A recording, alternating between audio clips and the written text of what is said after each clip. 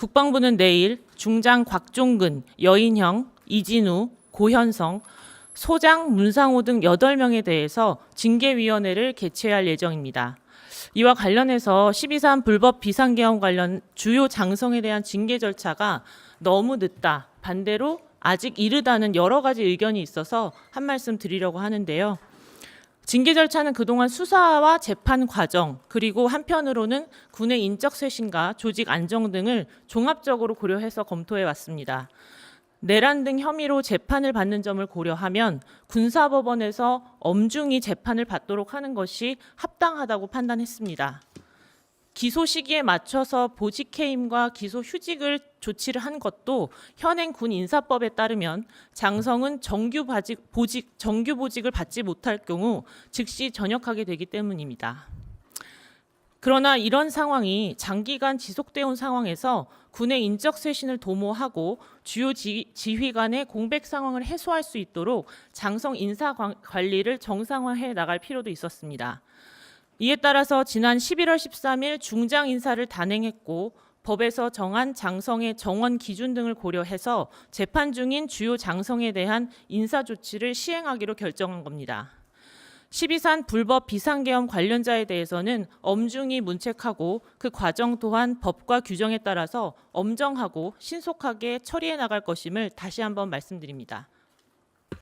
게다가 여인형, 곽종근, 이진우 등 내란 사태의 행동대장 역할을 했던 군인들 구속까지 됐는데도 월급은 꼬박꼬박 다 받았다고 합니다.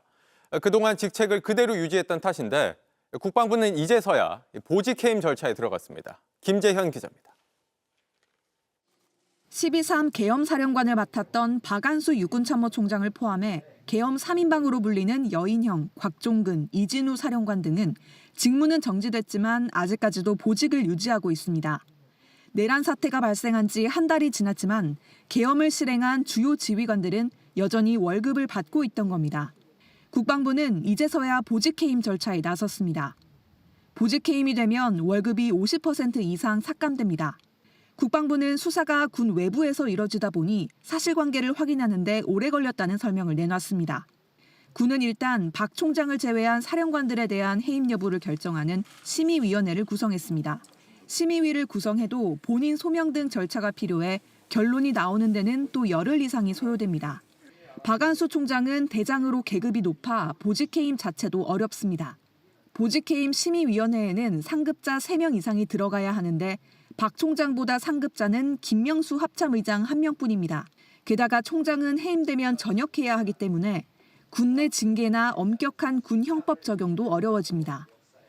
이 때문에 국방부는 박 총장의 직은 그대로 유지한 채 기소를 이유로 휴직을 명령하는 기소휴직 방안을 검토 중입니다. 결정이 되면 좀 알려드릴 것 같은데 아마 지금 말씀하신 방안도 검토하는 쪽의 하나일 수 있습니다. 네. 군 지휘관들에 대한 해임 절차는 시작됐지만 당분간 직무 대리 체제로 지휘부 공백이 이어질 가능성이 높습니다.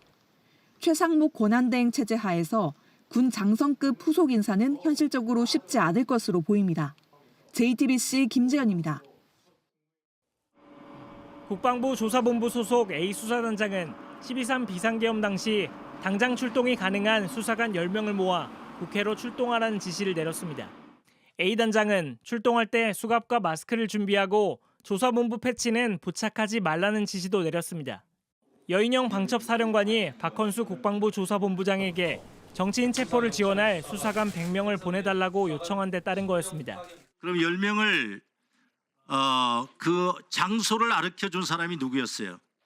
그것은 현장에 출동하는 수사관에게 방첩사.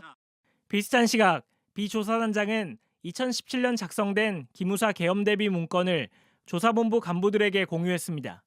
국회의원들을 체포해 계엄 해제 의결 정족수 미달을 유도하는 방안이 담긴 문건입니다.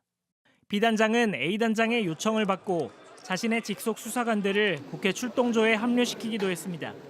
이들의 행적은 지난 1월 조사본부에 대한 검찰 수사 내용에도 담겼습니다. 하지만 국방부는 계엄 이후 1년이 넘도록 두 단장 모두 현직에 둔 채 아무런 조치를 하지 않은 것으로 파악됐습니다. 2달 넘게 벌인 내부 감사 대상에서 조사본부를 배제하더니 계엄 가담 의혹을 받는 간부들을 단장직에 계속 둔 겁니다.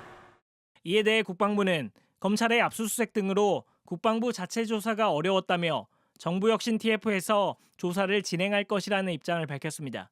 JTBC 김한수입니다.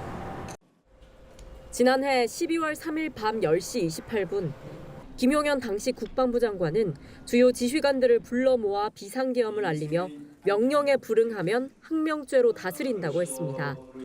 딱 1년이 지난 오늘 국방부는 헌법적 가치를 수호하는 국민의 군대라는 현수막을 걸고 전군 지휘관 회의를 열었습니다. 64년 만에 문민 국방부 장관인 안규백 장관은 가장 먼저 비상계엄 세력과의 단절을 강조했습니다. 좋은 게 좋은 것이라는 적당주의 의혹과 결별하고 옳은 것은 옳다, 그런 것은 그러다 하는 또 여러 사령관들이 명령을 따랐을 뿐이라 변명했던 걸 지적하며 나라면 어땠을까 스스로 물어봐야 한다고도 했습니다.